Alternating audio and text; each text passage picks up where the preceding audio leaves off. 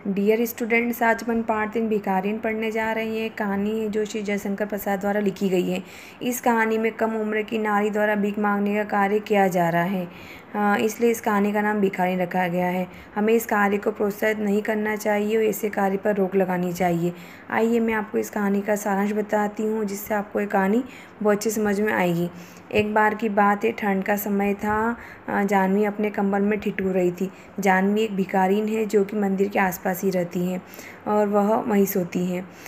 पूर्व दिशा से कुछ सूर्य की किरणें धरती पर पड़ रही थी और कुछ धार्मिक लोग स्नान करने आने लगे थे। तभी निर्मल की माँ स्नान कर रही थी। निर्मल पंडे के पास बैठा था।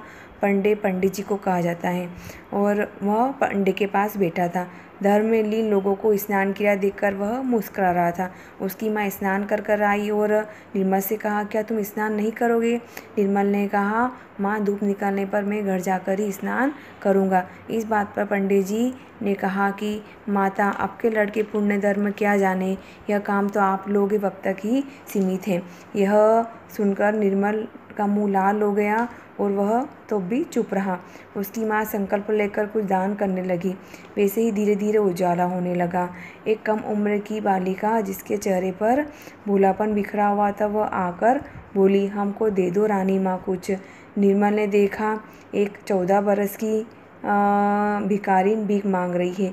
पंडा जी उस पर झिल्ला गए क्योंकि वह पंडा जी को संकल्प के कार्य में बाधा डाल रही थी और वह वहाँ से चल दी। निर्मल ने कहा, माँ ऐसे भी कुछ दे दो। माँ ने उधर देखा भी नहीं और वह संकल्प की क्रिया कर कर निर्मल के साथ निकल गई। उस भिखारिन को लगा कि यह मुझे कुछ देंगे, तो वह भी उनके पीछे पीछे चल दी। निर्मल बहुत भोला व्यक्ति था। उसने भिखारिन से कहा, तुम कुछ काम क्यों नहीं कर लेती हो? भिखारिन ने कहा कि मुझे कुछ काम नहीं मिलता है। तो उसने बोला माँ से कि माँ, इसे अपने यहाँ घर पर नौकर क्यों नहीं रख लेती हो? धनिया आती भी नहीं है। माँ ने कहा, तुम कुछ धर्म जाति कुछ जानते हो, ऐसे ही रख लो। कैसे रख लो इसे? फिर वह निर्मल भिखारिन से बोल रहा था कि तुम भीख क्यों मांगती हो? भिखारिन ने बोला कि साहब पेट के लिए।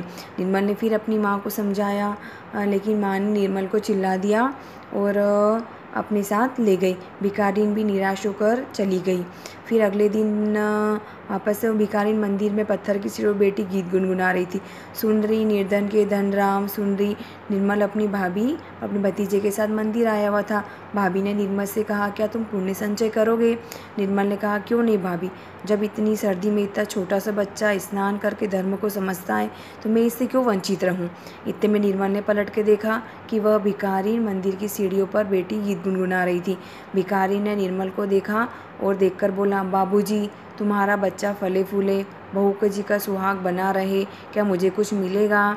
निर्मल को समझ में नहीं आ रहा था कि वह क्या बोले। भाभी हंस पड़ी और बोला, दूर हट पगली। भिखारिन आश्चर्य में पड़ी और वह दूर हट गई।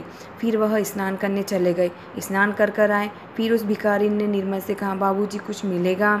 फिर भाभी ने कहा, अभी इनका ब्याह नहीं हुआ है, जब इनका ब्याह होगा तब तुम्हें न्योता दे देंगे।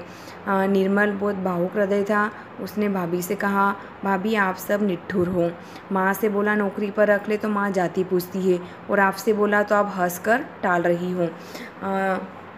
निर्मल आगे बोलता, इतने भिखारी ने निर्मल की बात को काटते हुए कहा, बहू जी, तुम्हें देखकर तो मेरे को यही लग रहा है कि आपका ब्याह हो गया है। आप मुझे भीख नहीं देना चाहती इसलिए बहाना कर रही हैं।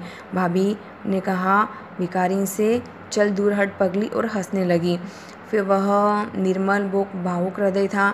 उसने माँ से कहा, भाभी माँ से कहा कि भाभी माँ, आप तो ऐसे कर रही हो, मैं तो इससे ब्याह करने के लिए सोच रहा था और आप व्यंग क्यों कर रही हो?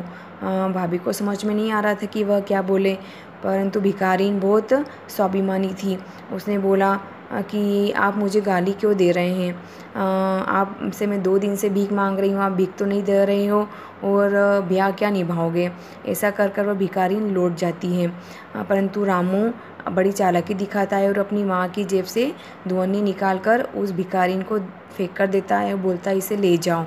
निर्मल और भाभी रामू के इस कार्य से बहुत प्रसन्न होते हैं लेकिन बोल नहीं पाते हैं। भिखारिन वह पैसे लेकर चली जाती हैं और गीत गुनगुनाती है, सुन रही निर्धन के धन राम सुन रही। इस कहानी से हमें यही शिक्षा मिलती है कि हमें कभी भी निर्धन लोगों या गरीब व्यक्तियों का मजाक नहीं उड़ाना चाहिए और हमें हमेशा निर्धन लोगों की मदद करनी चाहिए। अगर हम गरीब लोगों की मदद करेंगे तो वह भीख मांगने के कार्य की तरफ प्रोत्साहित नहीं होंगे।